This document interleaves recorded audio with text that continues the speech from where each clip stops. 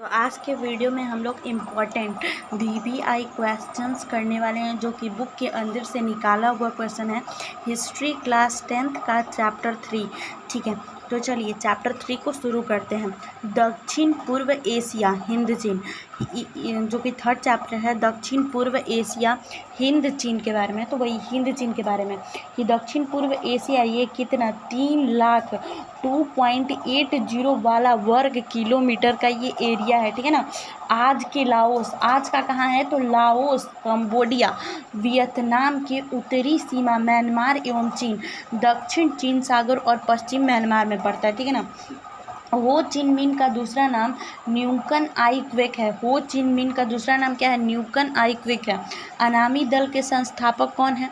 तो जोगवन आई। कौन है? जोगवन आई। किस समझौता से वियतनाम दो हिस्सों में बट गया? तो मई 1954 जेनेवा समझौता के दौरान। 12वीं शताब्दी में राजा सूर्यवर्मा द्वितीय ने किस मंदिर का निर्माण करवाया था? तो अंकोर। किस मंदिर का निर्माण करवाया था? तो अंकोर। दिए वियन कफ के युद्ध में कौन बुरी तरह हार गया? फ्रांस। दिएवियन कब के युद्ध में फ्रांस बुरी तरह से हार गया था? कौन हार गया था? कौन बुरी तरह? तो फ्रांस। कब हारा था? तो फ्रांस। ठीक है ना। वास्को डी गामा भारत कब आए थे? तो 1498 में। कब मलक्का को व्यापारिक केंद्र बना दिया गया था? बनाकर हिंद चीन का व्यापार केंद्र बना दिया तो 1510 में। कब बहुत से व्यापारी फ्रांसीसी व्यापारी पादरी हिंद चीन में पहुंचे? 17वीं शताब्दी में। कब फ्रांस अन्नाम में रुचि लेने लगा? तो 1747 ईस्वी में। फ्रांस को कोचिन के शासकों के साथ संधि करने का मौका कब मिला? फ्रांस को कोचिन के शासकों के साथ संधि करने का मौका कब मिला? तो 1787 में। ठीक है ना। अन्नाम को सैन्य बल पर संधि के लिए बाध्य कब किया गया? तो 1862 में। तोकिन में फ्रांसीसी सेना का प्रवेश कब हुआ? जो तोकिन था उसमें फ्रांसीसी सेना का प्रवेश कब हुआ था? तो 1783 में। ठीक है ना। 20वीं सदी के आरंभ तक संपूर्ण हिंद चीन फ्रांस की अधीनता में आ गया। ठीक है।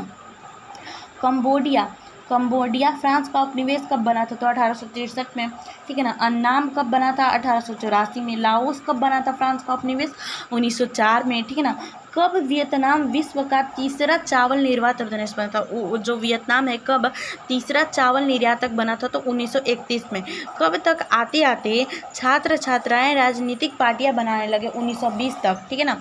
अब क्वेश्चन है कि कब फान बोईचाओ ने दुई तान हुई नामक क्रांतिकारी संगठन का निर्माण किया? तो 1903 में। कब जापान द्वारा रूस को हराना हिंदी चीनियों के लिए प्रेरणा बन गया? हिंदी चीनियों के लिए कब प्रेरणा बन गया? 1905 में। कब देशभक्तों ने एक वियतनामी राष्ट्रवादी दल का संगठन बनाया? तो 1914 में, जिसका नाम कैंटन था। ठीक है ना। चीनी बहिष्कार आंदोलन कब हुआ? 1919 में। पेरिस में साम्यवादी का गुट हो ची मिन्ह ने कब बनाया? 1917। वियतनामी क्रांतिकारी दल बदल का गठन 1925। कब वियतनाम के बिखरे राष्ट्रवादी गुट को एक किया गया? ठीक है ना। जुट कर वियतनाम कांग सोन देंग अर्थात वियतनाम कम्युनिस्ट पार्टी की स्थापना की गई? तो 1930 में। ठीक है ना। कब फ्रांस जर्मनी से हार गया? फ्रांस जो था कब जर्मनी से हार गया था? तो जून 1940। कब फ्रांस जर्मनी के आधिपत्य से निकला? 1944। अन्नाम का शासक बाओ दाई ने कब अपना पद छोड़ा? तो 25 अगस्त 1945। हनोई समझौता कब और किसके बीच हुआ था? तो 6 मार्च 1946 फ्रांस वियतनाम। हनोई समझौता कब और किसके? 6 मार्च 1946 फ्रांस वियतनाम। ये सब जो क्वेश्चन है बहुत ही ज़्यादा इंपॉर्टेंट है। ये बुक के अंदर से आपको लाइन बाय लाइन पढ़ करके निकाला गया है। तो आप एक काम करिए कि आप वीडियो में देखिए, कान बंद करके क्वेश्चन सुनिए और देखिए कि आपके दिमाग में इसका आंसर आ रहा है कि नहीं आ रहा है। आपने अगर चैप्टर पढ़ लिया है तो, और नहीं आ रहा है तो फिर इसका आंसर देखिए, उसको 2-3 बार सुनिए और याद करिए, क्योंकि ये सब इंपॉर्टेंट क्वेश्चन है और ये आपको बहुत मदद करेगा। ठीक है ना। अभी 100 क्वेश्चन आने वाले हैं, ऑब्जेक्टिव क्या आएंगे आपके, तो आपको क्वेश्चन आता रहेगा। तो इसलिए लाइन बाई लाइन चैप्टर को पढ़ करके क्वेश्चन ये बनाया गया, तो ये आपको बहुत ही ज़्यादा इंपॉर्टेंट होगा। ठीक है ना। अब पूछा गया है कि कब हो चिन मिन ने खुले तौर पर जनवादी चीनी गणराज्य को अपना आदर्श स्वीकार कर लिया और पूर्णतः साम्यवादी बन गया?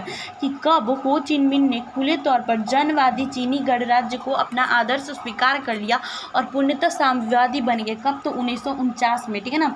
1949। कब रूस ने चीन और वियतनाम को गणराज्य मान्यता दे दी?